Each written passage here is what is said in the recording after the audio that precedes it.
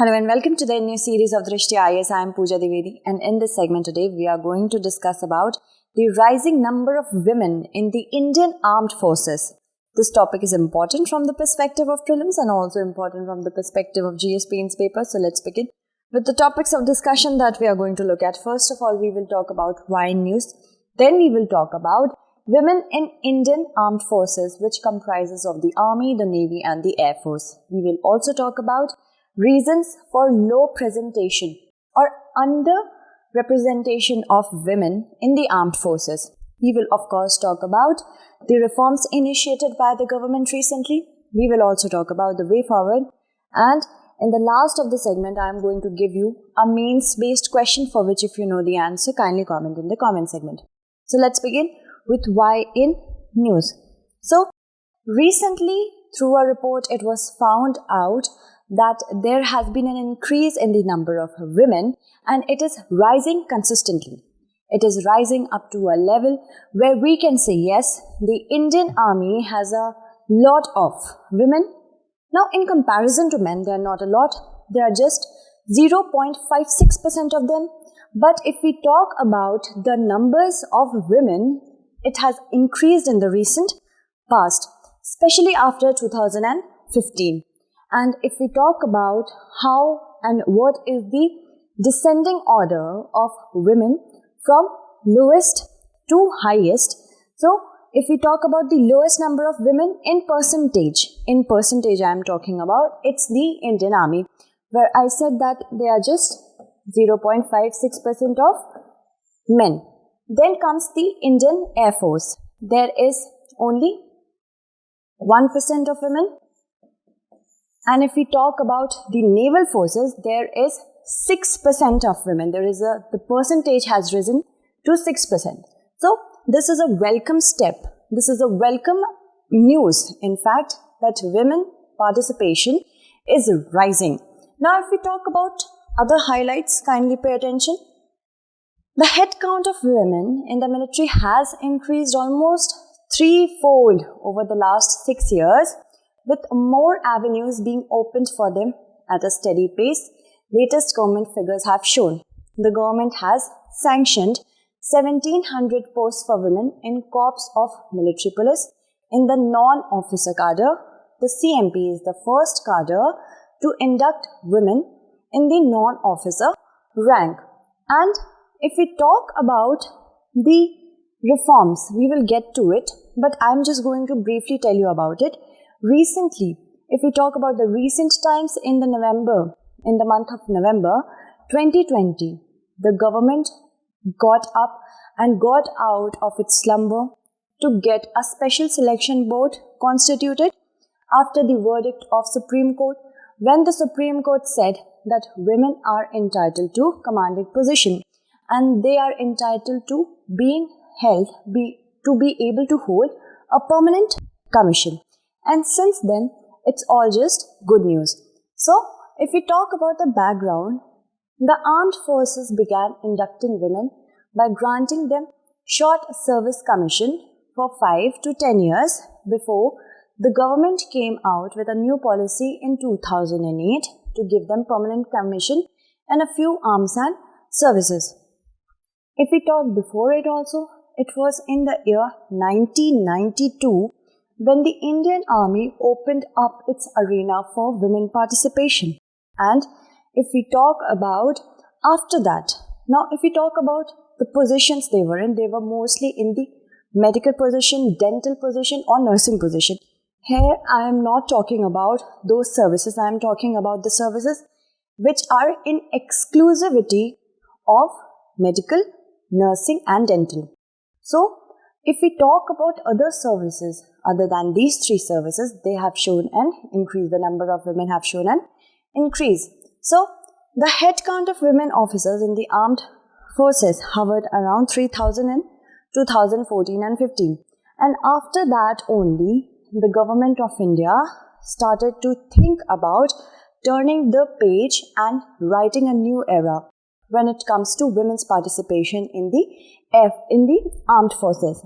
Now, if we talk about it, the turning point came in the year 2015 when the IAF, Indian Air Force decided to induct them into the fighter stream, the Navy has also opened more avenues for women in recent years.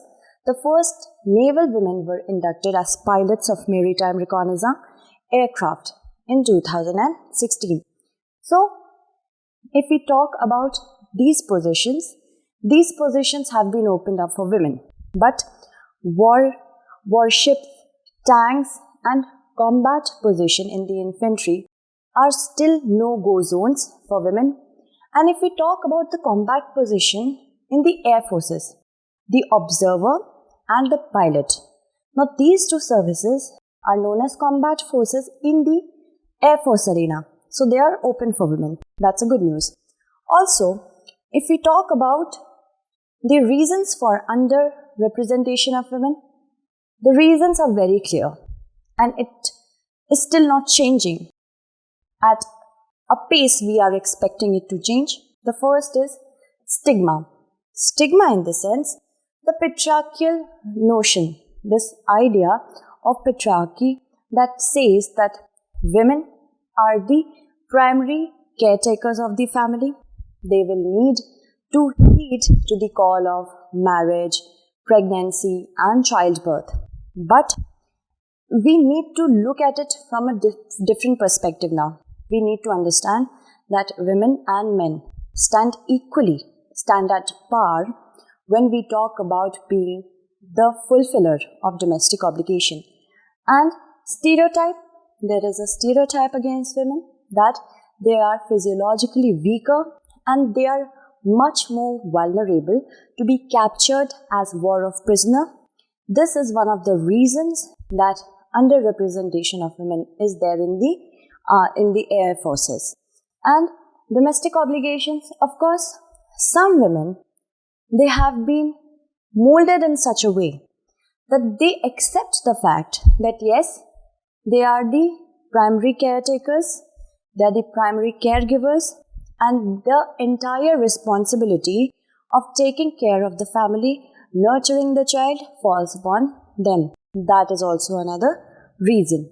And if we talk about the reforms, but before moving to reforms, we need to keep in mind that Drishti IAS Jaipur branch is operational for offline classes. The admissions have begun from 5th of February, so kindly go and get your seat. Moving on, let's talk about the reforms. In November 2020, a reform was initiated by the Government of India, and through a special selection board, 70% of the women who applied for permanent commission, they made it to the army. Now, permanent commission opens up so many arenas for women, such as receiving pension, getting more and more promotion, and of course being entitled to commanding posts. And because of this particular reform, it is being stated that it is going to change the entire book of Indian Armed Forces. Now there are so many countries such as Canada, Israel, North Korea, Germany, France. They are open to women being inducted in the combat position. India also needs to think about that if it wants to keep pace with the other developed economies, right?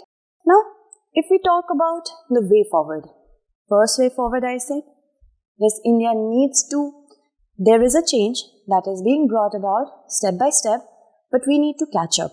And if we talk about the way forward is, of course, striking at the core of the patriarchal notion, striking at the core of the society stereotypes that only and only women have to take care of the family. They are the primary caregivers and everything else for them, including the career, is secondary. And especially career in the armed forces is out of their reach. This should be taken care of. This should be mitigated. This notion should be striked at. Re-education in the sense, making the entire education process basically feminist. Now, I know this word has actually been distorted a lot. Feminism means equality. Equality just wants to set up a path which is equally treadable for men and women. So that is it. So entire education system should teach the children, the youngsters of the society, that women are no less than men when it comes to being physiologically equal, mentally equal and emotionally equal. They could handle the entire obstacles that have been put in place by the enemies when it comes to men. They are equally capable of taking care of those hurdles. And government support. Until and unless the government is supporting the cause of women, and until and unless the government actually thrusts its belief through different legislations, through different reforms, this can't be achieved. So, I hope you found this segment informative. But before we go away, I want to give you a question, a means-based question for practice. Kindly pay attention. Women who choose a career in the armed forces make a tough choice, and you have to discuss it in 150 words. So, I hope you found this segment informative. That's it for today. Tomorrow we shall meet again with another segment. Until then, stay updated and thank you so much for watching.